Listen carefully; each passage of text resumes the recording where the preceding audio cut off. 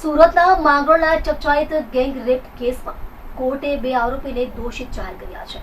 4.5 મહિના પહેલા નવરાત્રી સમયે કોસંબા પોલીસ સ્ટેશન વિસ્તારમાં સગીરા પર થયેલા ગેંગ રેપ કેસમાં કોર્ટે ઝડપી ટ્રાયલ ચલાવી માત્ર 130 દિવસમાં જ ચુકાદો આપ્યો છે।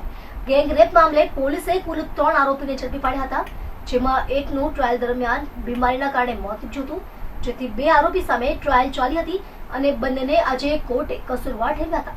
બંને આરોપીને સોમવારે સજાનું એલાન કરાશે। નોંધનીય છે કે આ કેસમાં સગીરાની અને તેના મિત્રની જુબાની મહત્વની સાબિત થઈ છે। આ ઉપરાંત પોલીસે સાયન્ટિફિક પુરાવા પણ રજૂ કર્યા હતા, જે પણ કોર્ટે માન્ય રાખ્યા। બનાવ સમયે ચંદ્રપ્રકાશ હોવાના કારણે અને આરોપીએ ફ્લેશ લાઇટ કરતા સગીરાએ આરોપીનો ચહેરો જોયો હતો। કોર્ટમાં પણ પીડિતાએ આરોપીને ઓળખી બતાવ્યો હતો। આ ગેંગ રેપ કેસમાં કુલ 3 આરોપી હતા, જેમાં મુન્ના કરબલી પાસવાન, રામ સજીવન અને શિવશંકર ઉર્ફે દયાશંકર ચોરસિયાને પોલીસે ઝડપી લીધા હતા। જોકે ટ્રાયલ દરમિયાન બીમારી સબબ શિવશંકરનું મોત થતા કોર્ટમાં અન્ય 2 આરોપી સામે ટ્રાયલ ચાલી હતી। એમાં સાક્ષીની જુબાની અને સાયોગિક પુરાવાઓને ધ્યાનમાં રાખી કોર્ટે બંનેને કસૂરવાર ઠેરવ્યા છે અને સોમવારે 17 તારીખે સજા સંભળાવાશે। આ કેસમાં બનાવ 8-10-24ના દિવસનો બનાવ છે। બનાવના દિવસે આ કામે ભોગ બનનાર અને એનો મિત્ર નવરાત્રના ગરબા જોવા ગયેલા હતા। ગરબા જોઈને પછી ગાડીમાં પેટ્રોલ ખલાસ થઈ ગયું, પેટ્રોલ ભરાવા જતા હતા અને ત્યારબાદ રસ્તામાં ભોગ બનનાર વોશરૂમ કરવા ખેતરમાં ગઈ બાજુમાં।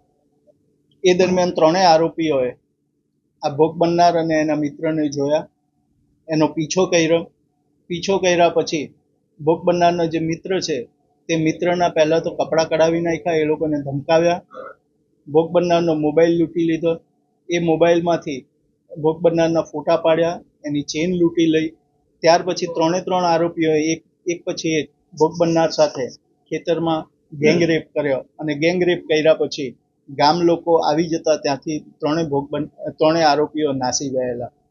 આ કેસમાં આરોપી વિરુદ્ધ BNSની ગેંગ રેપની કલમો લાગેલી, પોક્સો એક્ટ હેઠળના તોમતનામું ફરમાવ્યું અને એટ્રોસિટી એક્ટ હેઠળનું તોમતનામું ફરમાવ્યું। ફરિયાદ પક્ષ તરફે કુલ 47 જેટલા સાહેદોની જુબાની લેવામાં આવી।